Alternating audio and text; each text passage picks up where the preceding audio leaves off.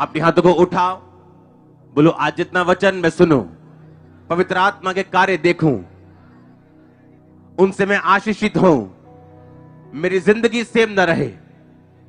उठाओ अपने हाथों को, मांगो।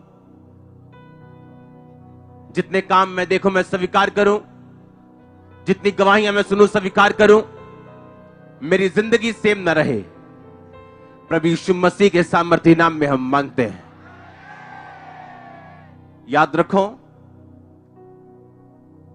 एक वचन बाइबल में लिखा है, बाइबल में लिखा, इसहाक की माता की मृत्यु के बाद इसहाक की पत्नी के द्वारा परमेश्वर ने उसको शांति दी। आपकी लाइफ में मैं खुदावंद की चीजों को एंट्री करता हुआ देख रहा हूं।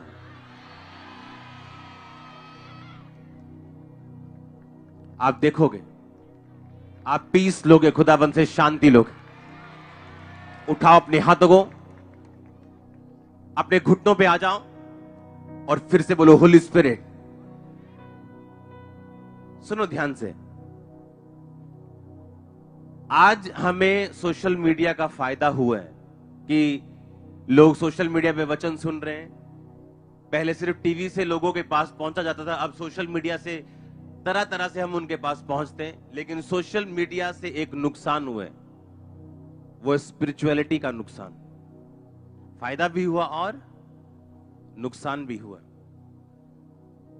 आपको आज प्रेयर में जाना है कि परमेश्वर, होली स्पिरिट मेरी लाइफ में ओवरटेक करे और हर वो चीज जो शैतानी और शारीरिक है, बाय फायर उसे खत्म कर, जबरदस्ती उसे खत्म कर, कोई कारण बना उसे फिनिश कर और रिलीज करो होली स्पिरिट की फायर को शैतान की ताकतों के ऊपर।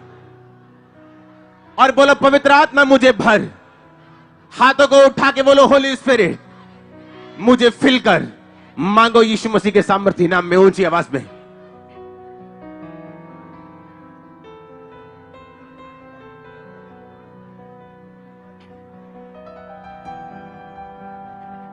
हर वो आत्मा जो मुझे आत्मिक रीति से पीछे करे, catch fire, Holi ghost release करो। होली गोस्ट फायर को फिर से ऊंची आवाज में।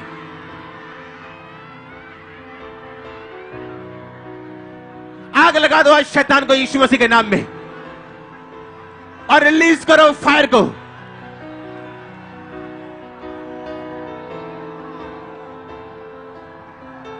हर वो आत्मा जो मुझे आत्मिक रीति से पीछे करे, catch fire, catch fire, Holi ghost, Holi ghost, Holi ghost, Holi ghost release करो। होली गोस्ट फायर को रिलीज करो अपने आप को यीशु मसीह के नाम में।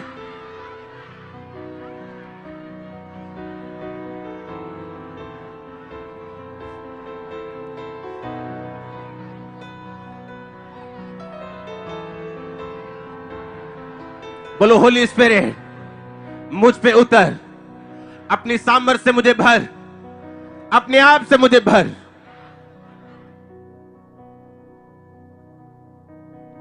सुनो मेरी बात, आप जब इस आत्मा से फ्री होते हो, जो शारीरिकता का आत्मा है, आप सिर्फ पाप से ही नहीं बचते हो, आपका फ्यूचर सेफ रहता है परमेश्वर के हाथों में। आज हम प्रेयर करेंगे, प्रीचिंग सुनेंगे, प्रेयर करेंगे, प्रीचिंग सुनेंगे, प्रेयर करेंगे और लाइव देखेंगे खुदाबंद के काम। आप तैयार हैं? क्योंकि थर्सडे आपको मालूम है अब प्रेयर को डेडिकेट किए, fire prayers, preaching, fire prayers. आपको छूटना पड़ेगा।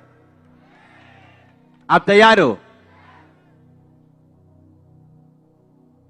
एक चीज मैं आपको बताता हूं, जब शारीरिकता का आत्मा आपकी लाइफ में काम करता है तो उसका नुकसान क्या होता है मैं आपको बताता हूं।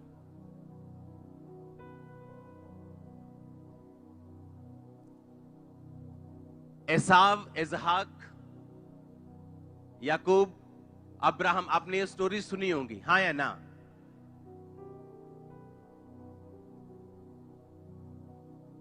आपने अब ध्यान से सुनना।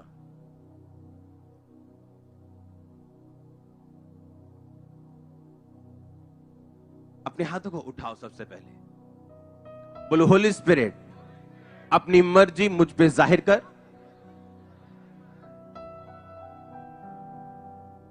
मुझे आत्माओं की परख दे, ताकि मैं शैतान के धोखे में ना आ सकूं। मुझे शारीरिकता से बाहर निकाल, ताकि मेरा फ्यूचर आपके हाथों में सेफ रह सके। मांगो अपने हाथों को उठा के आराम से एक आवाज से।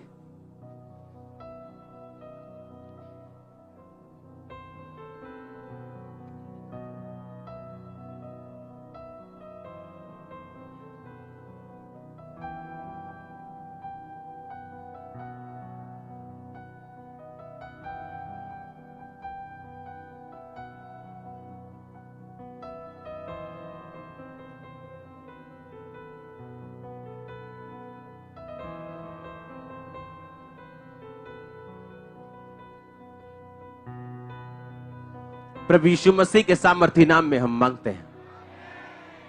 मैंने आपको क्यों बोला, आप मालूम कि आप शारीरिकता की, आत्मा के आप खिलाफ प्रार्थना कर सके। एक इंसिडेंट मैं आपको अपनी लाइफ का बताता हूं, आंखें खोल के सुनो।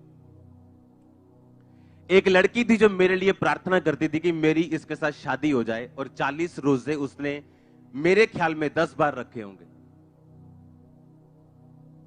मेरे लिए कि मेरी इस से शादी हो जाए। वो लड़की प्रार्थना करती थी और रोजे रखती थी। कोई पाप नहीं जिंदगी में, एक ही प्रार्थना थी, और जितनी वो प्रार्थना करती थी उतनी नफरत इंसान से नहीं, उस लड़की के लिए, शादी के लिए मेरे मन में पैदा होती थी। और जब ये आत्मा आपकी लाइफ पे अटैक करता है, आप भूल जाते हो आपने प्रार्थनाएं किन विषयों पे करनी।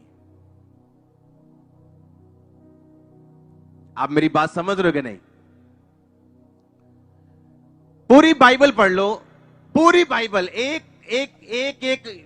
बंदे को पढ़ लो जिसको परमेश्वर ने इस्तेमाल किया या इस्तेमाल नहीं किया। उनकी लाइफ का एक मेजर रीजन था ये शारीरिकता का आत्मा, शरीर के अनुसार चलना। आप जानते हैं परमेश्वर ने इसहाक को इस्तेमाल किया कि नहीं किया? बाइबल बताती इसहाक जब 40 साल का हो गया था, उसे तब भी यह मालूम नहीं था कि किस लड़की से उसकी शादी होनी। और अब्राहम ने यह चीज देखी कि इसको अब मैरिज की जरूरत है, और उसने अपने नौकर को बोला कि यहां हाथ रखे कसम खा के जा कि इन कनानियों में से नहीं, मेरी खुदा के मानने वाले लोगों में से तू एक लड़की को मेरे बच्चे के लिए लेके आएगा, हाँ या ना? और बाइबल कहती जब वो लेने गया तो रिबिका को जब लेके आया तो इसहाक को बोला गया कि ये लड़की का नाम रिबिका है और ये परमेश्वर ने तेरे लिए भेजी है। और उसने एक्सेप्ट किया और उससे शादी की और परमेश्वर की आज्ञाओं में बना रहा। और परमेश्वर अभी भी उसको बोलता है अब्राहम, इसहाक, याकूब का परमेश्वर। याकूब क्यों, एसाव क्यों नहीं? एसाव भी तो इसहाक का ही बेटा था ना, तो परमेश्वर ऐसा क्यों नहीं कहता अब्राहम, इसहाक, एसाव और याकूब का परमेश्वर?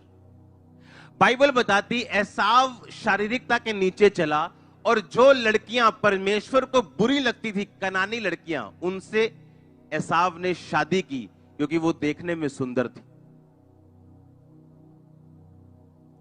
बाइबल का हर मेजर इजरायली राजा इसलिए परमेश्वर के खिलाफ चला क्योंकि उसकी जो पत्नी थी वो मूर्ति पूजक थी और खुदा को मानने वाली नहीं थी। हजारों राजे इसलिए गिर गए क्योंकि मैरिज चुनने में उन्होंने शारीरिकता का इस्तेमाल किया, आत्माओं की परख का इस्तेमाल नहीं किया। आप मेरी बात समझ रहे कि नहीं? आज हम शादी कैसे करते? तेरी कास्ट क्या है, मेरी कास्ट ये है, कमाता कितना है, खाता कितना है, जाता किधर है। देखो, मैं नहीं कह रहा कि एक अमीर बंदा गरीब से शादी कर ले, नो, गरीब बंदा पैसों से नहीं गरीब। आज एक गरीब अगर विजन के साथ खड़ा है, कल को अमीर हो जाएगा वो।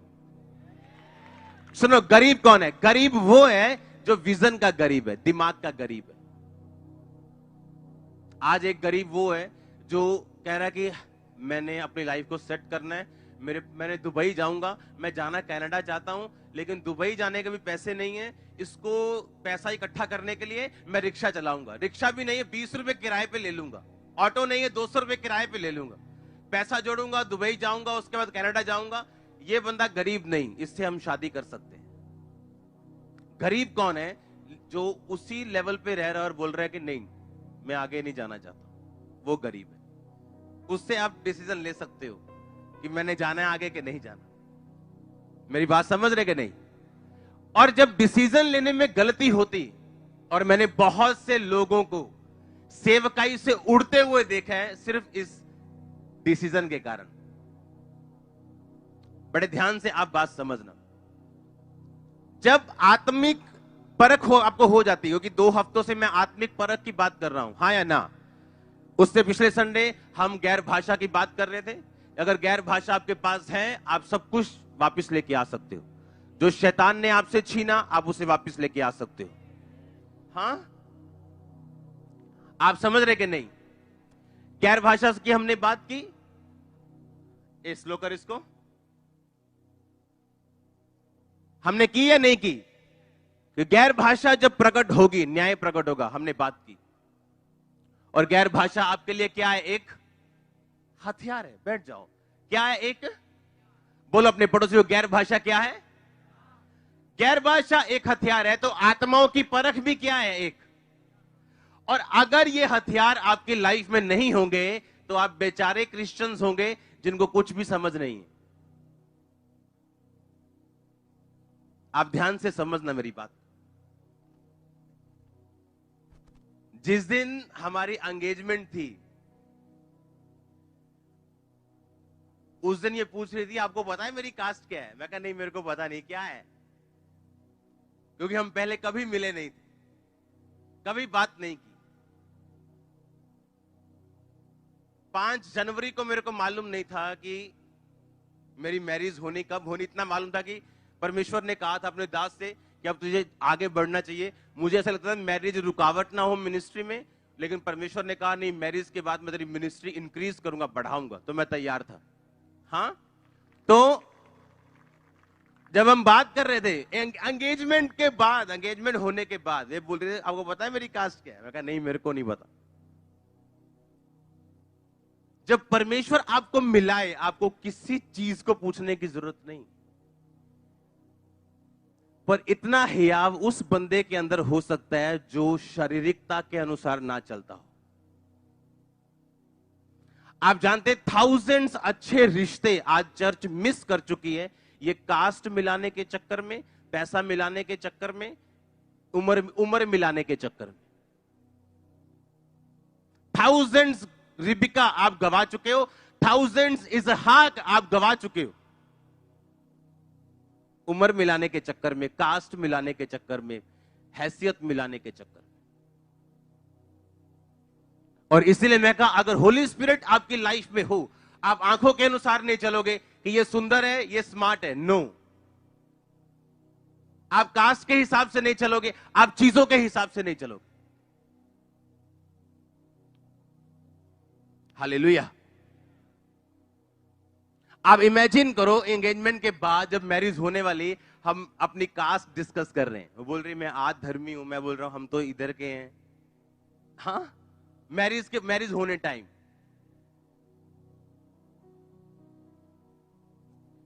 क्रिश्चियंस लोग इसलिए नहीं सफर कर रहे क्योंकि वो शैतान उनके पीछे, वो इसलिए सफर कर रहे हैं क्योंकि बिना हथियारों के और बिना आत्मिक जिंदगियों के।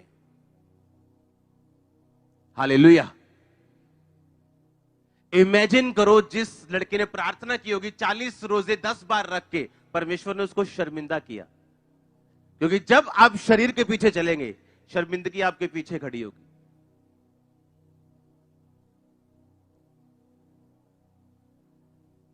उसने कहा मांगो तो दिया। बाइबल कहती इजरायलियों ने जब मांस मांगा कुड़कुड़ा के, परमेश्वर ने मांस तो दिया पर प्राणों को सुखा दिया। मुझे कनाडा जाना है, प्रभु कहता है मेरी इच्छा नहीं है, मुझे फिर भी जाना है। आप जाओगे कनाडा और पहुंच भी जाओगे, और उसके आगे का रिजल्ट मैं आपको बताना नहीं चाहता।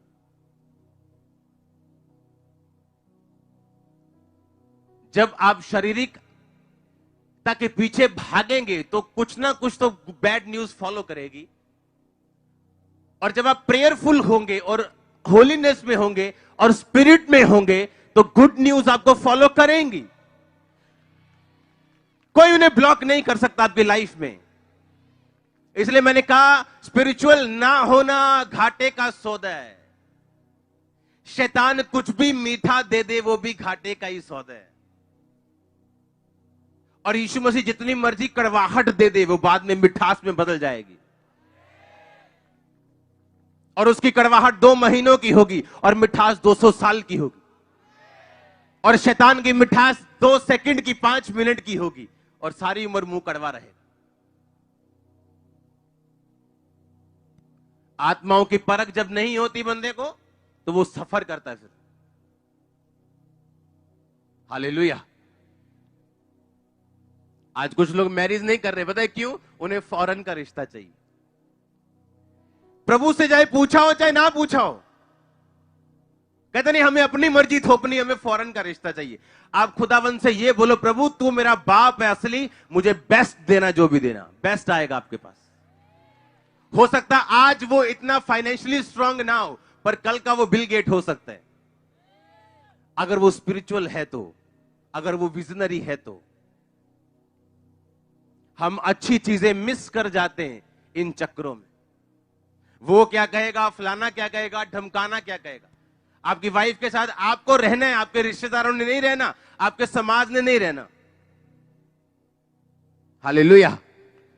आपने रहना है। और जब शारीरिकता का आत्मा काम करता है आपकी लाइफ में, आपके डिसीजन रॉन्ग होते हैं, गलत डिसीजन। और मैरिज रॉन्ग हुई तो लाइफ फिनिश, मैरिज सही हुई तो लाइफ कंप्लीट। और अगर शारीरिकता में फंसे तो आप 0 पे पहुंच जाओ। सुनो ध्यान से, आत्माओं की परख अगर नहीं होगी तो इंसान सफर करेगा, मुश्किल में रहेगा, दुखी रहेगा।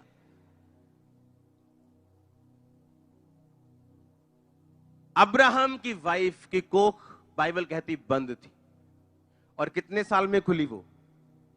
90 साल में। इजहाक की मैरिज हुई रिबिका के साथ, 40 साल का था। जब इजहाक के पहले 2 बच्चे एसाव और याकूब हुए तो इजहाक 60 साल का था। बाइबल कहती इजहाक धर्मी होने के कारण भी मैदान में ध्यान करने जाता था, रोज परमेश्वर के साथ जुड़ा हुआ था, उस कारण भी उसकी लाइफ में 20 साल बांझपन रहा। पर प्रॉब्लम ये है कि ये नहीं है कि मुश्किल धर्मी को प्रॉब्लम नहीं होगी और पापी हमेशा मुश्किल में रहेगा, ऐसा नहीं। लिखा धर्मी पर भी मुसीबतें आएंगी और पापी पर भी आएंगी, पर धर्मी उन मुसीबतों से निकल जाएगा और पापी पड़ा रहेगा। अब इसहाक को इस बात की पहचान थी कि ये बांझपन का आत्मा मेरे पिता से चलता आ रहा है, हमारे जनरेशनल से चलता आ रहा है। मेरी मां को भी मुझे पैदा करने में 90 साल लग गए थे, और अब वो चीज मेरी वाइफ को फॉलो कर रही, अब वो चीज मुझे फॉलो कर रही। पर मैं वो गलती नहीं करूंगा जो मेरे बाप ने की थी, उसने इस्माइल पैदा कर दिया। मैं वेट करूंगा, इंतजार करूंगा। जब आत्माओं की परख आपकी लाइफ में आती, आपके डिसीजंस रॉन्ग नहीं होते। और बाइबल कहती जब 20 साल बाद उसके बेबी हुआ, 2 हुए, एसाव और याकूब। क्योंकि आत्माओं की परख जब आपको होती, आपको मालूम होता है अगर मेरी लाइफ में ये चैलेंज चल रहा है, इसके पीछे कौन सी स्पिरिट है। हालेलुया। कौन सा आत्मा इस चैलेंज के पीछे, इस गरीबी के पीछे, इस बीमारी के पीछे, इस डिले के पीछे कौन सी स्पिरिट काम कर रही? क्या परमेश्वर ने मुझे रोका हुआ या शैतान का काम है? और जब आपको एक बार बीमारी समझ आ जाती है, आप उसका 50% ट्रीटमेंट उसी दिन हो जाता। अपने हाथों को उठा, बोलो थैंक यू जीसस। आज से आत्मा के द्वारा मेरी अगुवाई कर, अंधकार की शक्तियों को शरीर की आत्मा को, वो आत्मा जो शारीरिकता में लेके जाए, मेरी जिंदगी से दूर कर। मांगो यीशु मसीह के नाम में, ऊंची आवाज में थैंक यू जीसस बोलते हुए।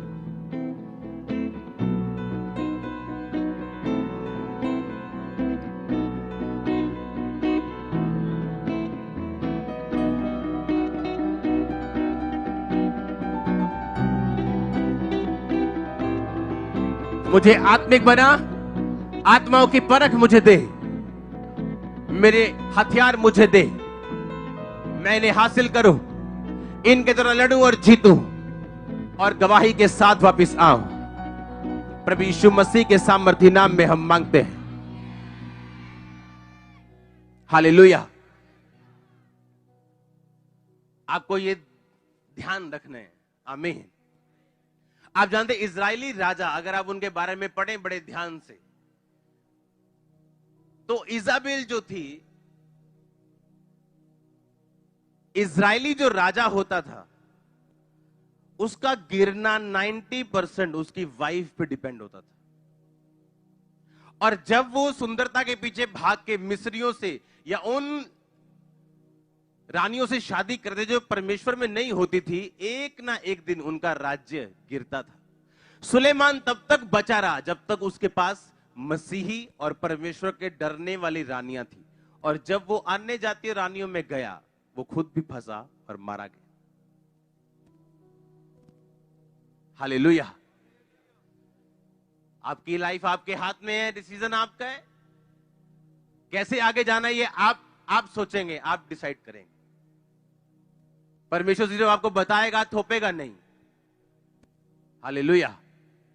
पर बाद में अगर आप रोएंगे और प्रेयर करेंगे, उसका कोई असर नहीं होने वाला है। आप जितने मर्जी अनॉइंटेड, गिफ्टेड, ब्लेस्ड क्यों नहीं है, ये गलतियां आपका पीछा करेंगी।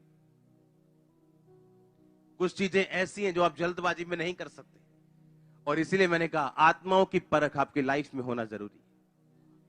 कैथरीन कुलमैन, जिसके द्वारा बेनी हिन बचाए नहीं गए, अनॉइंटेड हुए और इफेक्ट हुआ उनकी लाइफ पे ऐसा कि हीलिंग मिनिस्ट्री कैथरीन कुलमैन से शुरू हुई बेनी हिन की। और बेनी हिन के करीबी लोग जिन्होंने उसकी बायोग्राफी लिखी है, एक ही बंदा उनके करीबी था, वो बायोग्राफी मेरे पास पड़ी है। उसमें लिखा कि कैथरीन कुलमैन अपनी लाइफ के सिर्फ आखिरी के दिनों में इस्तेमाल हुई, जब वो बुढ़ापे में एंट्री कर ली। उस बुढ़ापे में जाके खुदावंद ने लंगड़े चलाए, व्हीलचेयर से लोगों को उठाया, अंधों को आंखें दी, मिरेकल्स किए, साल्वेशन लोगों को दी, क्योंकि परमेश्वर ने जवानी में उसको चुना था। और जवानी में एक ऐसा लड़का उसको मिला जो प्रचारक था, और उसने कहा कि हाँ हम शादी कर ले, तू भी प्रचारक है, मैं भी प्रचारक हूं। और परमेश्वर की आत्मा ने उसको मना कर दिया शादी करने के लिए कैथरीन को। पर वो बार बार परमेश्वर को मनाती गई कि नहीं प्रभु, देखता हूं प्रचारक का। आप जानते परमेश्वर एक बार अगर मना करे, परमेश्वर ने कहा उसको कि इजराइलियों को श्राप देने मत जाना। कहता ठीक है जी। 2 दिन बाद फिर कहता प्रभु मैं जाऊं। मालूम प्रभु ने क्या कहा? है नो, प्रभु ने कहा जा। पहले परमेश्वर ने कहा था मत जा, अब कहा। क्या परमेश्वर बदल गया? परमेश्वर को मालूम था तू एक ढीठ व्यक्ति है, तूने फैसला कर लिया है, तो तू अब जा। और उसने फैसला कर लिया था कि मैंने शादी इसी से करनी, और उसने शादी की।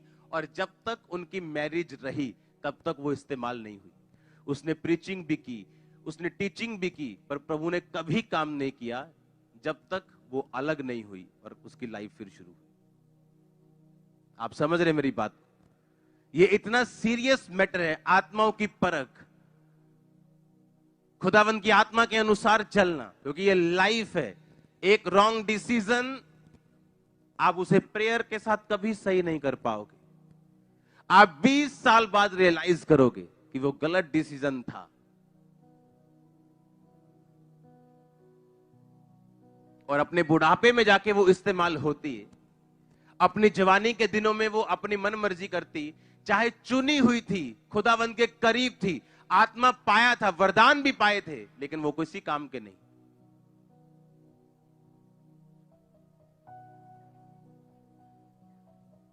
हालेलुया।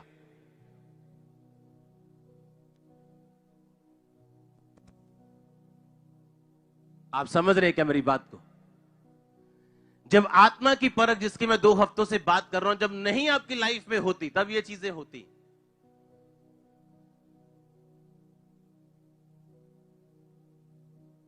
हालेलुया। आपको प्रेयर में रहना, बाइबल को पढ़ना, उसको अंदर समाना अपनी लाइफ के, कोई लीकेज नहीं रहने देना अपनी लाइफ में, अपनी स्पिरिचुअल लाइफ में, तो आप इन चीजों से बचे रह सकते हैं।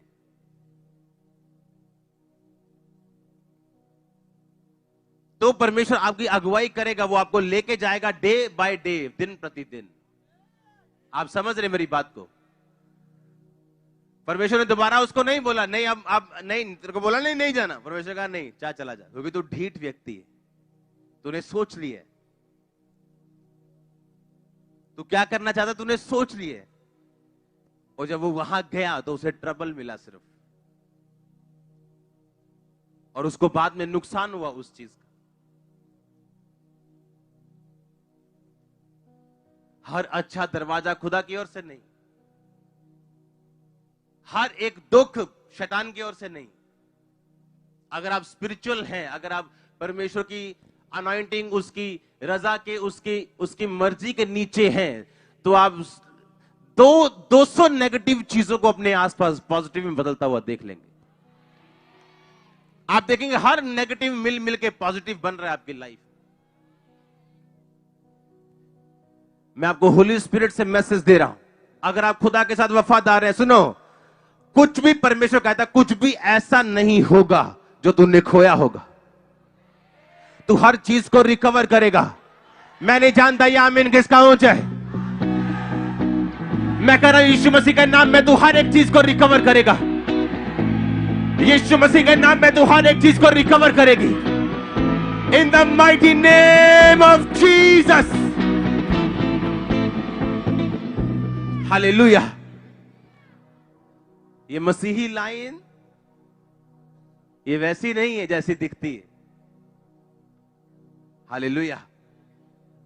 ये सक्सेस, आज थर्सडे, देखो संडे बना हुआ है, आज मॉर्निंग मीटिंग है, ऑर्डिनरी मीटिंग। हाँ, सुनो ध्यान से, ये सक्सेस, इसको वैसा मत देखो, इसको जैसा देखना चाहिए इसको वैसा देखो। ये दान वरदान लोगों को नरक लेके जाने के लिए नहीं, स्वर्ग लेके जाने के लिए। हाँ, नरक लेके जाने के लिए प्रभु ने नहीं दिए, कि एक वरदान पाया और वरदान यूज किया, उसके बाद जिंदगी जैसी मर्जी रखी पीछे, कोई मतलब नहीं। तो वो वरदान नरक लेके जाने के लिए फिर। हाँ,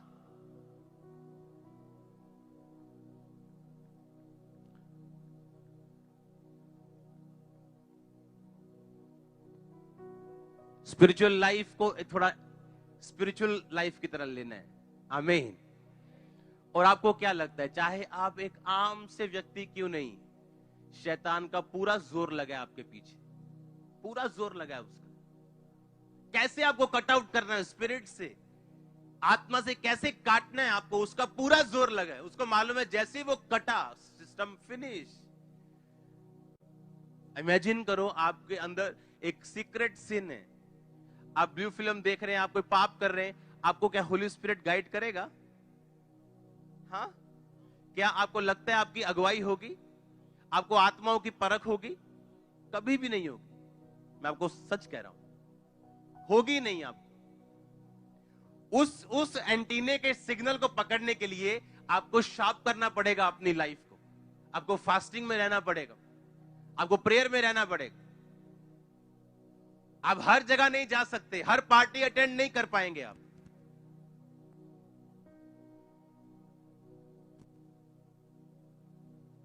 हालेलुया। आज से कुछ साल पहले मेरे एक रिश्तेदार में शादी थी।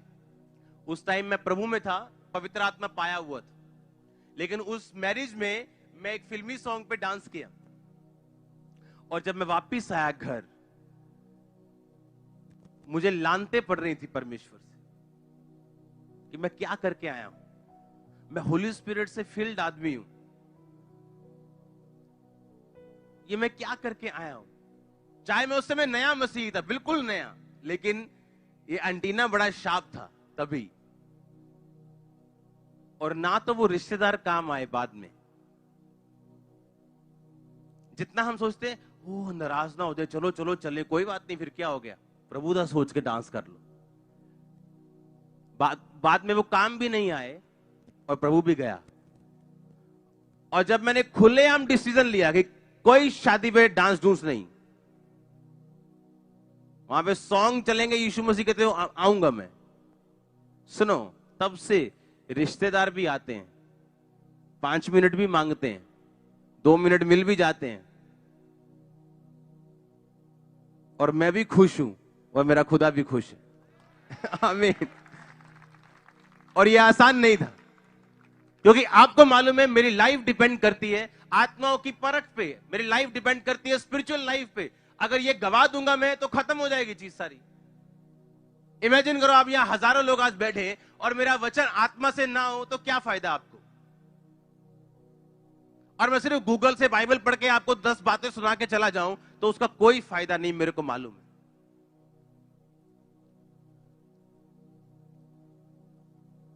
हालेलुया। आत्माओं की परख में रहना, स्पिरिचुअल लाइफ में रहना, एंटीना स्पिरिचुअल शार्प करना ताकि पिक्चर क्लियर हो, यह आपके लिए जरूरी है। और जब ये होती, आपकी मैरिजेस, आपका बिजनेस, आपका फाइनेंस, आपकी मिनिस्ट्री वो रिजल्ट देने लगती। आप समझ रहे क्या?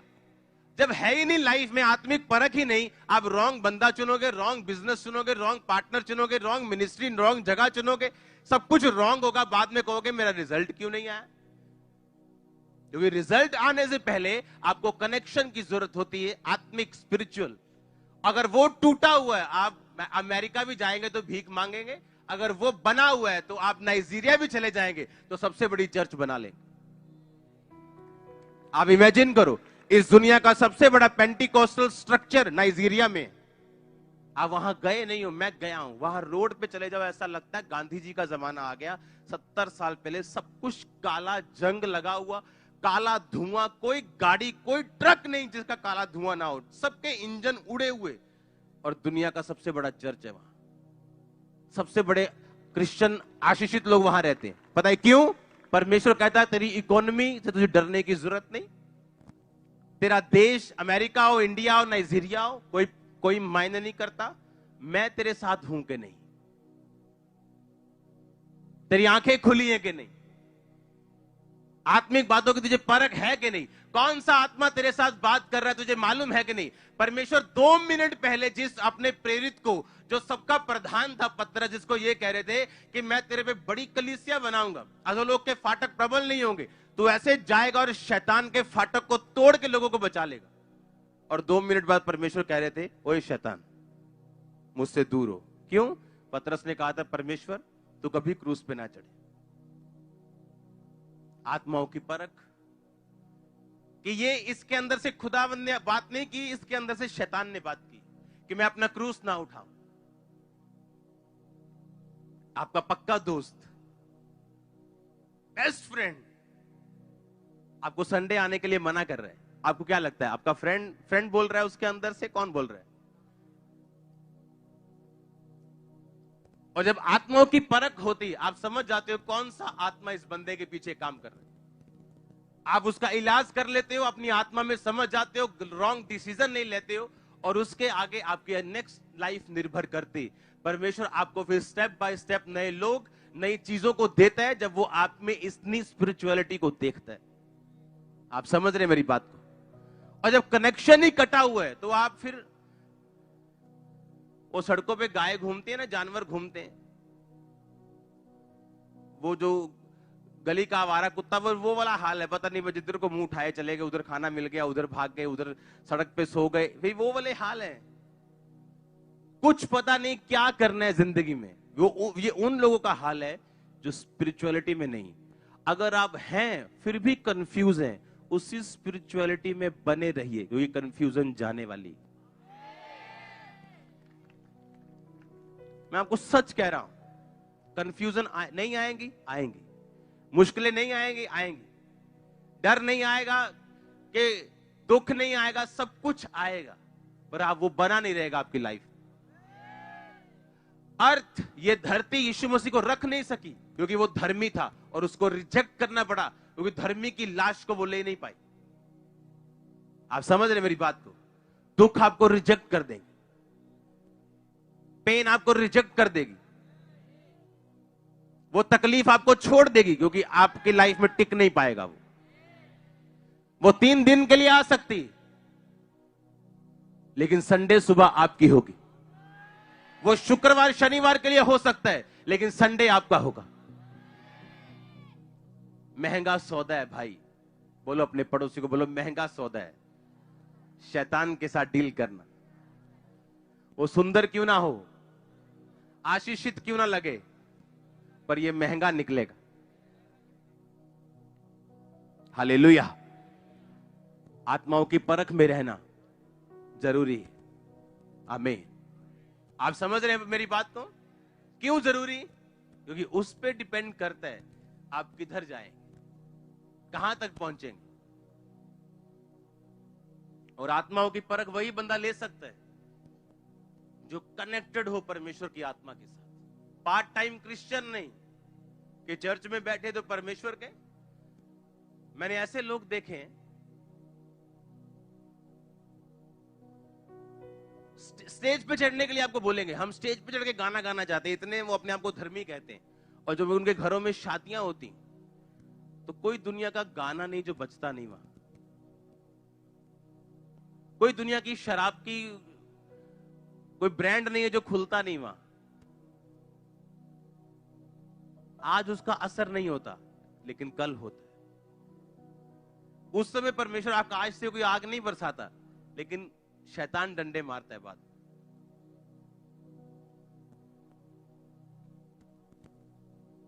मैं जो आपको कह रहा हूं ये देखने में बोरिंग लग सकता है, पर आपकी लाइफ बड़ी आशीषित और ठहरी रहेगी। आप मेरी बात को फॉलो करो। मैं आपको सच कह रहा हूं, ऐसा कुछ नहीं जो मैंने आपको बिना देखे या टेस्ट किए कहा हो। आपकी लाइफ ब्लेस्ड होगी। जो लोगों के घरों में झमेले झंझट जो मुसीबतें होती आप उसे नहीं देखोगे, अगर आप उस रीति से चलोगे जिस रीति से एक क्रिश्चियन विश्वासी और परमेश्वर के लोगों को चलना चाहिए। हालेलुया।